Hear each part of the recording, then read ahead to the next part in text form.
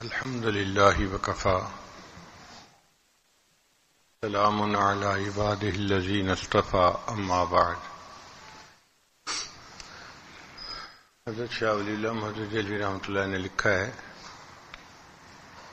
کہ اگر کسی وجہ سے زمین ناپاک ہو جائے، اس سے کوئی نجاست آ جائے، تو پاک ہونے کے دو طریقے ہیں. ایک طریقہ تو یہ ہے کہ اتنی بارش برسے کہ بارش کا پانی اس نجاست کو بہا کے لے جائے. جب وہ زمین خشک ہوگی تو پھر پاک کہلائے گی. اور دوسرا طریقہ یہ ہے کہ اس پہ سورج کی دھوپ اتنی پڑے کہ دھوپ نجاست کے نام نشان کو مٹا دے، نہ بو رہے، نہ رنگ رہے، نہ کوئی اثر رہے باقی. اگر دھوپ کی وجہ سے ایسا ہو گیا تو پھر بھی زمین کو پاک کہیں گے. دونوں طریقوں سے. انسان کا دل زمین کی مانند ہے اور اس کے بھی پاک ہونے کے دو ہی طریقے ہیں.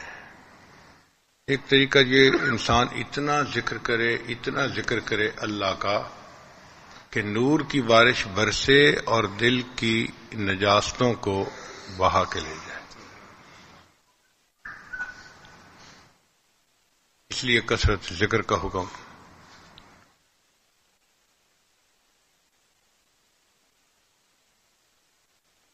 انسان اللہ کو اتنا یاد کرے کہ اللہ کی یاد انسان کے دل کو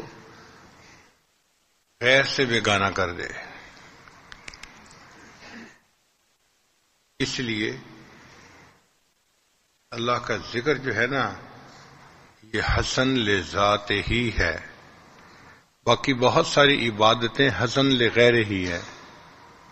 اب نماز کتنی بڑی عبادت ہے، فرض ہے،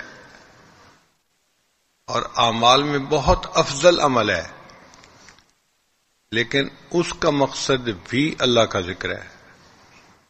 اللہ فرماتے ہیں اقم الصلاۃ لذکری، نماز قائم کر میری یاد کی خاطر. تو مقصد اللہ کی یاد ہے، حالانکہ پڑھ نماز رہے ہیں. اس لیے جس نماز میں اللہ کی یاد نہ ہو وہ نماز نہیں رہتی، اس کو پھٹے کپڑے کی طرح واپس منہ پہ مار دیا جاتا ہے. اللہ فرماتے ہیں مجھے اس کی کوئی حاجت نہیں، تم دنیا کے خیالات میں مگن رہے، لے جاؤ اپنی نماز کو. تو بہت سارے دوست کہتے ہیں جی ہم تو دعوت و تبلیغ میں نکلتے ہیں، وہ تو بڑا اہم کام ہے. ہم مانتے ہیں بہت اہم کام ہے.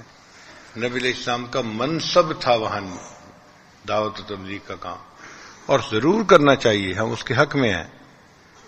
لیکن وہ بھی اس لیے اعلیٰ ہے کہ اس کے ذریعے سے اللہ کی یاد دلوں میں آتی ہے. اس کی فضیلت بھی اسی وجہ سے ہے کہ بندے کو ایمان ملنے کا سبب بنتا ہے، اس کے اعمال پہ آنے کا. بندہ غفلت سے نکل کے اللہ کی یاد والی زندگی میں آ جاتا ہے، اس لیے اس کی فضیلت ہے. تو ذکر کی فضیلت کے لیے طلباء اتنا ہی سمجھ لیں کہ یہ حسن لذات ہی عمل ہے. اس لیے جتنا ذکر کریں گے اتنا فائدہ. اور انسان کے دل میں ذکر جب جڑ پکڑ جاتا ہے نا، پھر نکلتا نہیں ہے. کسی پردہ نشیں کی یاد بھی پردہ نشیں نکلی. دل میں آتی ہے تو یہ یاد نکلتی نہیں. کسی پردہ نشیں کی یاد بھی پردہ نشیں نکلی. دل میں ہی رہتی ہے، دل سے باہر. جیسے عورت گھر سے نہیں نکلتی، اللہ کی یاد دل سے نہیں نکلتی.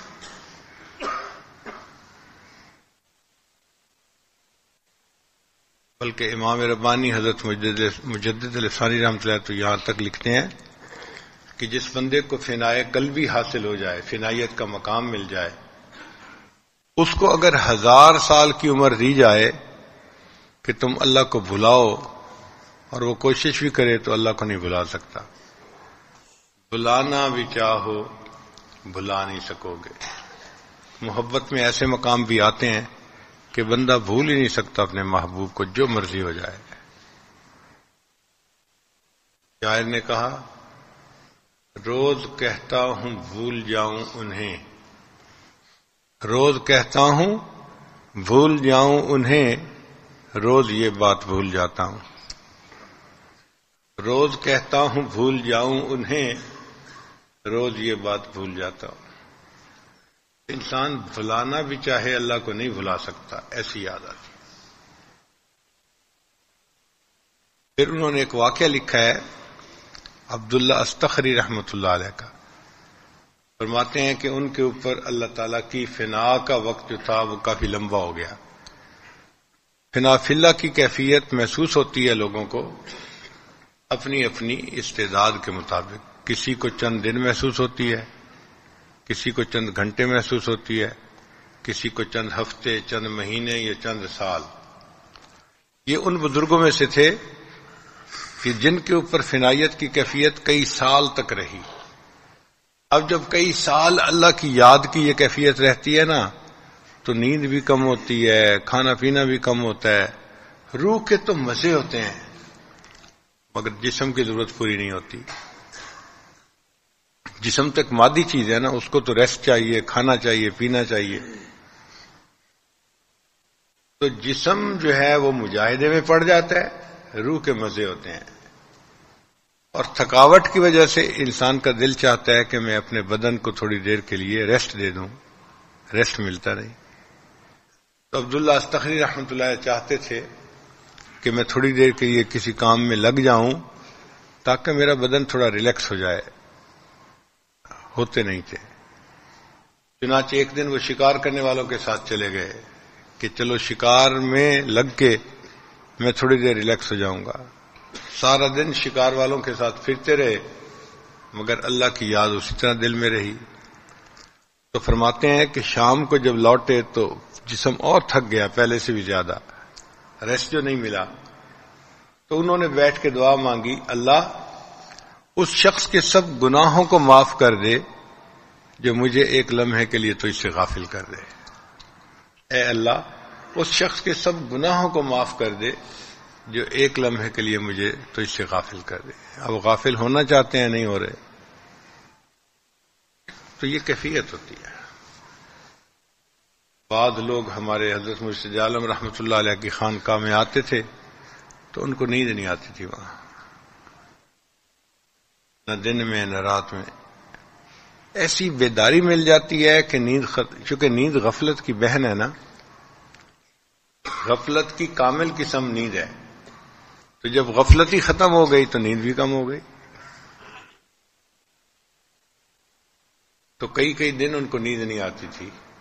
چنانچہ بعض لوگ ایسے بھی تھے جو 2 رکعت نفل پڑھ کے اللہ سے دعا مانگتے تھے کہ اے اللہ مجھے کچھ دیر کے لیے نیند عطا فرما دے تاکہ میرے بدن کو ریلیکسیشن مل جائے۔ اللہ کی یاد دل میں جب آتی ہے تو دل کو بیدار کر دیتی ہے، یہ انسان بیدار قلب بن جاتا ہے۔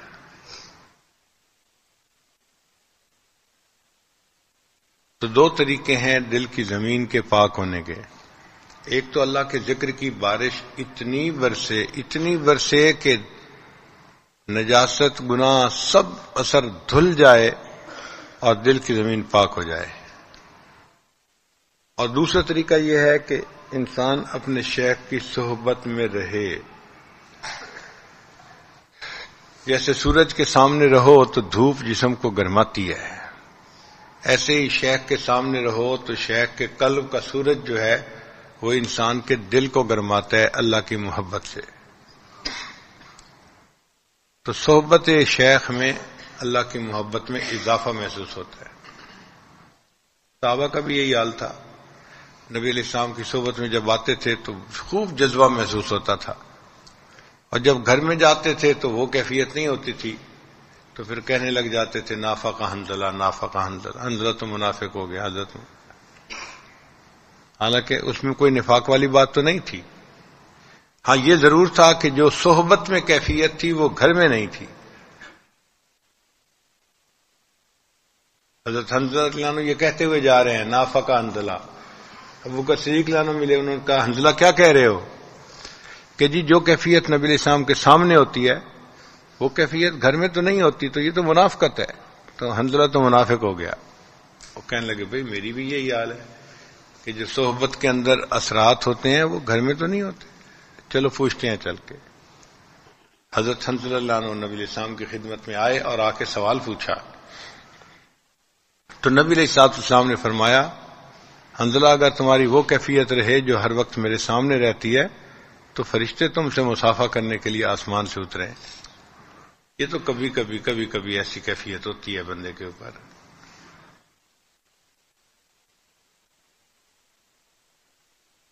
اس کا جواب حضرت مولانا یعقوب نانوتوی رحمۃ اللہ نے بہت اچھا دیا. انہوں نے فرمایا کہ دیکھو سمندر کے اندر پانی ہوتا ہے، لیکن جب مہینے کی 14ویں تاریخ ہوتی ہے نا تو سمندر کے اندر اونچی لہریں، ہائی ٹائیڈ، پانی اچھل اچھل کے جاتا ہے.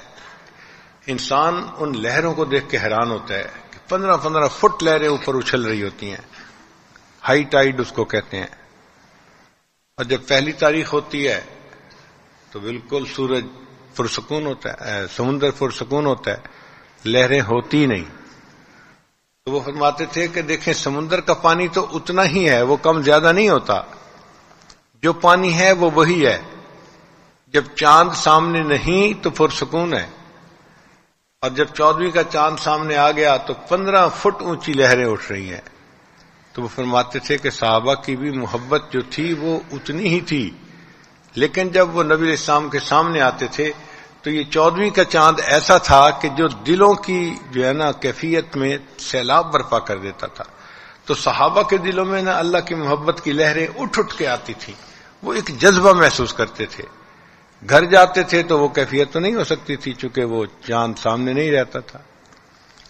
تو یہی حال صحبت شیخ کا ہوتا ہے کہ جب ان کے پاس بیٹھتے ہیں تو اللہ کی محبت میں اضافہ محسوس ہوتا ہے. دنیا حقیر نظر آتی ہے اور آخرت کی تیاری کا شوق پیدا ہوتا ہے دل میں.